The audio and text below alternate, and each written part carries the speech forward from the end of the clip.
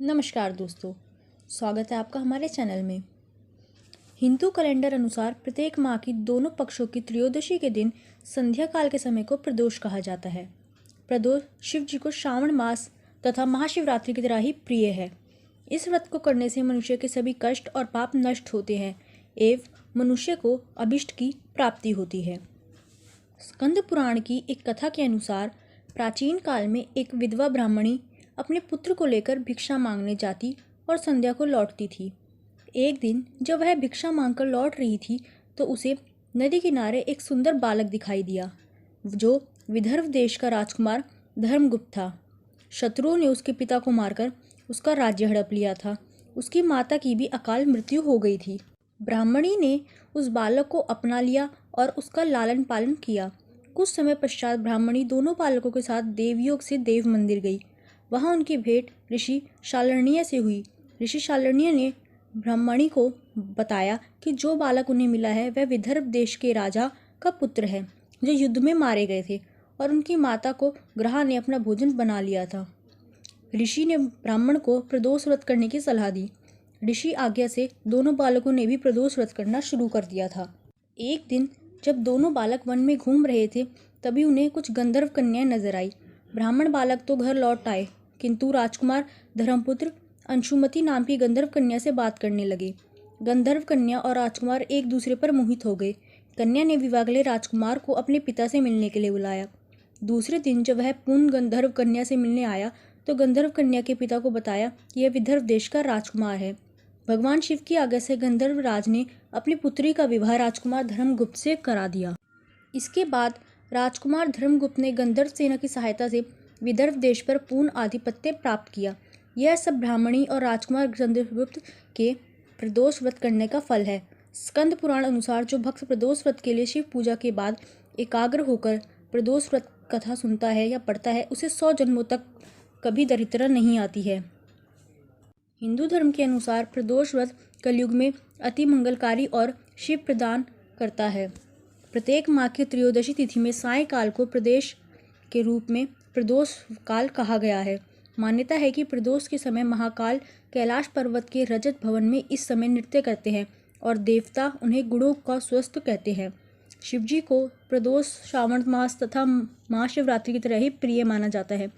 प्रदोष व्रत को हिंदू धर्म में बहुत शुभ और महत्वपूर्ण माना जाता है। पुराणों के अनुसार एक प्रदोष व्रत करने का फल 100 गायों के दान जितना है।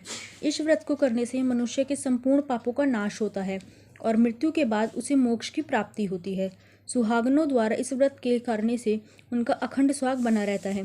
प्रदोष व्रत की पूजा हमेशा प्रदोष काल यानी संध्या समय में की जाती है। सप्ताह के 7 दिनों के प्रदोष व्रत का अपना विशेष महत्व होता है। अलग अलग वारों के अनुसार प्रदोष व्रत के लाभ भी अलग अलग होते हैं। अब मैं आपको बताती हूँ कि किस दिन के व्रत का कैसा लाभ होता है। सोमवार के दिन प्रदोष का व्रत रखने से त्रयोदशी पड़ने पर होने वाले व्रत आरोग्य प्रदान करता है, इंसान की सभी इच्छाओं की पूर्ति करता है। भोम यानी मंगलवार के दिन त्रयोदशी का व्रत रखने वाले लोगों को इस दिन स्वास्थ्य लाभ प्राप्त होता है। बुधवार के दिन व्रत रखने वाले लोगों को उनकी सभी कामनाएं पूरी होती हैं।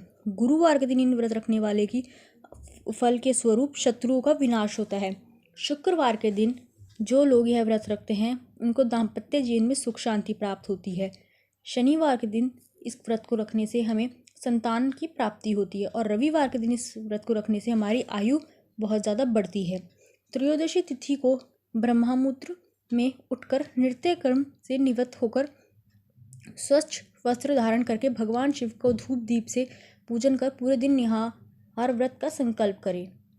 व्रत को इसे पूरे दिन निराहार रखना तथा दिन भर की शिव की भक्ति करना और ओम नमः शिवाय का जाप करना बहुत ही आवश्यक है। प्रदोषो रजनी मुख के अनुसार संध्याकाल के बाद और रात्रि आने के पूर्व दोनों के बीच का जो समय है उसे प्रदोष कहते हैं। व्रत करने वाले को उसी समय भगवान शिव का पूजन करना चाहिए। संध्याकाल में सूर्यास्त होने के पौन घंटे पहले स्नान करें, श्वेत वस्त्र पहने, ईशान कोट में किसी एकांत जगह पूजा के लिए उस स्थान को गंगा जल से शुद्ध करें। अब धूप देकर पुष्प से शिव पार्वती की विविध पूजा अर्चना करें। तत्पश्चात प्रदोष व्रत कथा सुने और अंत में भगवान शिव की आरती करें। प्रदोष काल में जलाए 1, 32 अथवा 100 घी के दीपक अवश्य जलाएं। प्रदोष व्रत यूं तो निर्जला रखा जाता है, परंतु प्रदोष काल में शिव जी की पूजा करने के बाद भी भोजन ग्रहण करें। ध्यान रखें, प्रदोष व्रत में लाल मिर्च, अन्न, चावल और सादा नमक वर्जित है। इस समय आपको कुछ नहीं खाना है, परंतु शारीरिक रूप से कमजोर व्यक्ति फलाहार ले सकता है। प्रदोष व्रत को 11 या फिर 26 त्रयोदशियों के साथ रखने के बाद ही उद्यापन करना चाहिए। व्रत का उद्यापन त्रयोदशी तिथि की जाती है। उद्यापन करने से एक दिन पहले श्री गणेश पूजा किया जाता है। रात को कीर्तन करते हुए जागरण अथवा शिव मंत्र का जाप करते हैं। स्नानादि कार्य से निर्वृत्त होकर रंगीन वस्त्रों से मंडप बनवाएं। फिर उस मंडप में शिव पार्वती की प्रतिमा स्थापित करके विधि विधान से पूजा करें। तदनंतर खीर से अग्नि में हवन करना चाहिए।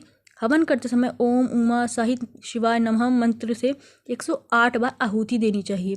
हवन समाप्त होने के बाद भगवान शिव की आरती और शांति पाठ करें। अंत में ब्राह्मण को सामर्थ्य अनुसार भोजन और दान का भगवान शंकर का समर्पण करते हुए व्रती को भोजन करवाना चाहिए। इस प्रकार उद्यापन से व्रती पुत्र पोत्रियों से युक्त होता है तथा आरोग्य है और लाभकारी बनता है। इसके अतिरिक्त वह अपने शत्रुओं पर विजय प्राप्त करता है एवं संपूर्ण पापों से मुक्त हो जाता है, ऐसा स्कंद पुराण में कहा गया है। आशा करती हूँ आपको हमारी ये वीडियो पसंद आई होगी। ऐसे ही और वीडियोस देखने के लिए हमारे चैनल को सब्सक्राइब करें, इस वीडियो को लाइक करें और शेयर करना बिल्कुल ना भूलें।